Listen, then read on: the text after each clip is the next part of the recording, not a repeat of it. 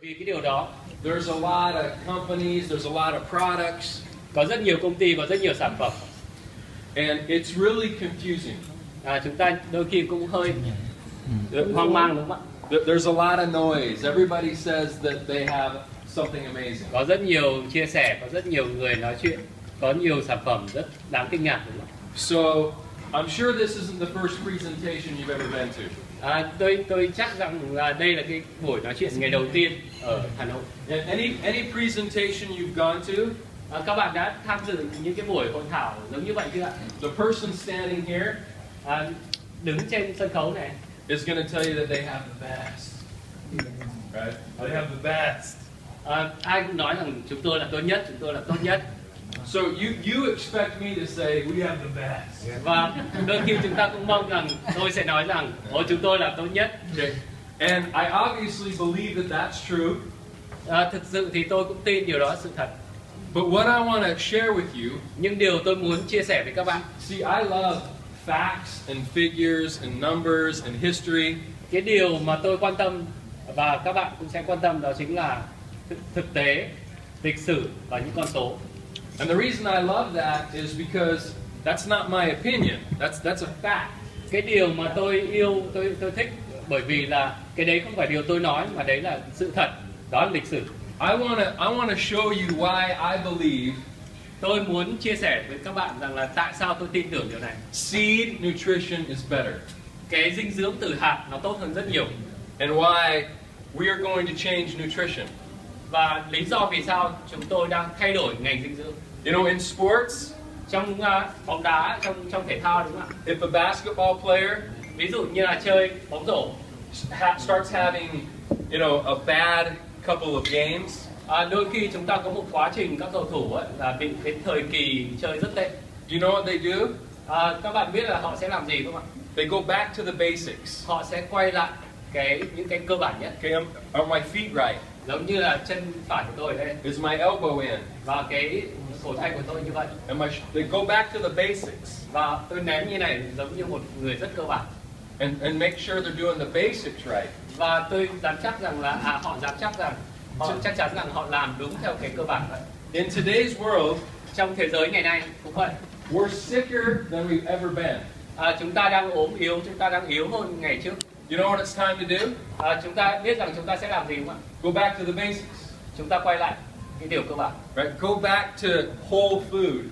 Quay lại cái thực phẩm toàn phần. Whole food. And what the world wants is what we have. Những cái điều thế giới đang cần thì chúng ta có ở đây. So really quick, just a little bit about me. Rất là nhanh thôi, chúng tôi sẽ đi vào phần chính. My name is Byron Belka. I'm 39 years old. Tôi là Byron, tôi 39 tuổi. I have 4 children. Tôi có 4 người con. I live in Utah. Tôi sống ở Utah. And I started in this industry when I was 26 years old. Tôi bắt đầu cái ngành kinh doanh này từ năm 26 tuổi. I started with a company called Nu Skin. Tôi bắt đầu với công ty gọi là Nu Skin. And by the time I was 28 years old, Thời điểm đó thì tôi 28 tuổi. okay, I hit the top levels Tôi đã đạt cái danh hiệu cao nhất trong tập đoàn này. that company. I was a Blue Diamond qualifying team elite. Đó là Diamond, Blue Diamond và Team Elite. And this industry changed my life. Và cái ngành công nghiệp này đã thay đổi cuộc đời tôi. Okay, networking done wrong, Nếu mà cái hệ thống mạng lưới nó làm sai, your worst nightmare. It's a nightmare. đó là một cơn ác mộng đúng không ạ? Networking done right, Nếu mà mạng lưới mà làm đúng it's a dream come true. thì các giấc mơ chúng ta sẽ trở thành sự thật. And so, where I come from in Utah, there's a lot of networking companies. Cái nơi tôi đến Utah có rất nhiều công ty về làm theo kiểu network. I'm just going to name a few. Tôi có thể nói cho các bạn rất nhiều. Okay, Young Living, Nature Sunshine, Synergy, Nu Skin, DoTerra. You got For Life, got USANA, Zija, Zuri, Noni, Zango, Monavi. I could go on and on and on and on and on. Tôi có kể cho các bạn cả ngày về những danh sách các công ty làm theo kiểu network từ Utah. Okay, a lot of companies. Rất nhiều công ty. And so, I've tried to learn over the years what's a good opportunity and what's not. Tôi đã cố gắng nghiên cứu rằng là phân tích xem cái nào là cơ hội tốt, cái nào không phải cơ hội tốt. What do you need to have see success? Cái điều gì chúng ta cần để thành công? And one of the things that I've learned out of all of the companies and all the nutrition products, Cái điều mà tôi thấy rằng là chúng ta có rất nhiều công ty với các loại sản phẩm dinh dưỡng. everything fits into two groups. Tất cả các nhóm đó chia thành hai nhóm công ty. One group, I call this group category enhancers. Cái nhóm đầu tiên tôi gọi đấy là những cái công ty làm theo những cái đề mục sản phẩm có sẵn. So they take something that already exists Họ lấy những cái mà khách hàng người ta cần ấy, đã tồn tại sẵn rồi, and they enhance it. They make it better. và họ làm cái sản phẩm đấy nó tốt hơn. They're category enhancers. Thì gọi là các category enhance. Yeah, they take skincare, Nếu mà có mỹ phẩm rồi put their little magic drop in it, right? thì họ làm thêm một vài những cái magic vào đấy, làm And cho nó tuyệt vời hơn, And they enhance it. và họ nâng cấp nó. Okay, that's 99% of the company. Có đến 99% các dạng công ty kiểu như vậy. Every once in a while. Tất cả mọi người It doesn't happen very often. thường là không thường xuyên. We can only count a few times that it's happened. Chúng ta chỉ có thể liệt kê ra một vài lần nó xuất hiện. There's this other group. Cái mà nhóm khác tôi muốn nói, These aren't category enhancers. cái bên này là những cái đã có sẵn. These are category creators. Thì cái nhóm bên này khoảng 1% là họ tạo ra cái category đấy, danh mục sản phẩm đó. They create a category. Họ tạo ra cái danh mục sản phẩm đó. How do you know if it's a category? Các bạn biết rằng các danh mục là gì ạ? Here's some that have happened in the past. Cái này là những cái đã có trong quá khứ, đúng không If I say, hey, let's talk about herbs. Bây giờ tôi có thể nói là chúng ta nói chuyện về thảo dược đi. You could say, which one? Các bạn có thể hỏi là thảo dược nào nhỉ? Because it's not a product. Bởi vì nó không phải là một sản phẩm, It's a category. nó là một danh mục sản phẩm. If I said, oh, let's talk about essential oils. Chúng ta nói về cái dầu này đi. You could say, which one? Các bạn có thể hỏi là dầu nào nhỉ? It's not a product. Nó không phải là sản It's phẩm, a category. nó là cả một cái danh mục. Now, if we look at the companies that had a category, Các bạn có thể thấy rằng các công ty có cái danh mục đó. first it was herbs, Cái công ty mà tạo ra cái danh pills mục and đó, capsules, and then essential oils, and then super juices. những cái công ty, những tập đoàn tạo ra danh mục đó thì bây giờ ra sao? Something happened with the first companies that started with the category. Thông thường là những công ty mà tạo ra cái danh mục sản phẩm đó, And it happened each time. và nó xảy ra mỗi lần. The first companies, Những công ty đầu tiên ấy, they did billions of US dollars in sales. Billions. họ đã tạo ra hàng tỷ đô doanh số. They created thousands of millionaires Họ đã tạo ra hàng nghìn các triệu phú from normal people like me. từ những người bình thường giống như tôi vậy. And they helped millions of people with their products. Và họ đã giúp hàng nghìn người, hàng triệu người với cái sản phẩm của họ. Okay, now this isn't my opinion.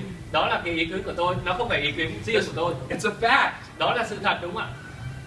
And the reason I was so excited when I heard about rain the first time Cái lý do vì sao tôi rất hưng phấn khi lần đầu tiên tôi nghe về cái rain này is because I heard that this was the first company bởi vì đây là cái công ty đầu tiên to focus on where all nutrition comes from.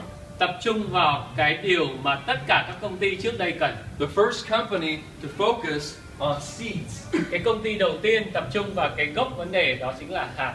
Now, if I asked you, let's talk about seeds, Bây giờ tôi thử hỏi bạn là you could say, which one? nếu mà nói về hạt thì chúng ta có thể hỏi là sản phẩm nào? It's a category, Bởi vì hạt nó là một chủ đề rất lớn, đúng không ạ? but it's the biggest category in nutrition that there's ever been. Nhưng mà tôi có thể khẳng định rằng nó là lớn nhất trong tất cả các ngành trước đây, những cái danh mục trước đây các bạn biết. Because before it was an herb, what was it? Bởi vì trước khi mà có cái thảo dược thì cái gì ạ? It was a seed. Phải có hạt. Before it was an essential oil, what was it? Nếu mà chúng ta nói về dầu thì cái gì Seed. bắt đầu ạ? Từ Before hạt. it was a super juice, what was it? Nói về các loại dinh dưỡng nước uống thì bắt nguồn từ cái gì? Hạt, đúng không ạ? This category encompasses every category that's come before it. Cái danh mục hạt này là cái khởi nguồn của tất cả những danh mục khác. And we're the first company in the world to take this to the world. Và đây là công ty đầu tiên mà đưa cái danh mục này ra trên thế giới. So maybe I'm crazy, Có lẽ tôi điên, but you know what I believe we're going to do at Rain? nhưng mà tôi rất tin tưởng vào những điều tôi đang làm ở Rain. I believe we're going to do billions in sales. Chúng tôi tin tưởng rằng chúng tôi sẽ có doanh thu hàng tỷ đô. We're going to create thousands and thousands of millionaires from normal people. Chúng tôi sẽ tạo ra hàng nghìn các triệu phú ở trên thế giới. And we're going to help millions of people with our product. Và tôi sẽ giúp hàng triệu người trên thế giới. But history backs me up, because history tends to repeat itself. Nhưng mà lịch sử ủng hộ tôi. Lịch sử đã nói lên sự thật. That's what we have. Đó là những thứ chúng ta đang có trong tay. And out of all the direct sell companies that are in Vietnam, Và có rất nhiều công ty bán hàng trực tiếp ở Việt Nam, đúng không ạ? there's maybe 15 from the United States. Hầu hết là khoảng 50% đến từ công ty Mỹ, đúng không ạ? And Rain is now officially here Và Rain bây giờ cũng chính thức có mặt ở Việt Nam with a new category. với một danh mục hoàn toàn mới. And as Susie talked about, these products, these seeds are powerful. Và như bà Suzy đã chia sẻ, cái hạt này sức mạnh của nó khủng khiếp như nào các bạn thấy rồi, đúng không ạ? And so I joined this company first as a distributor.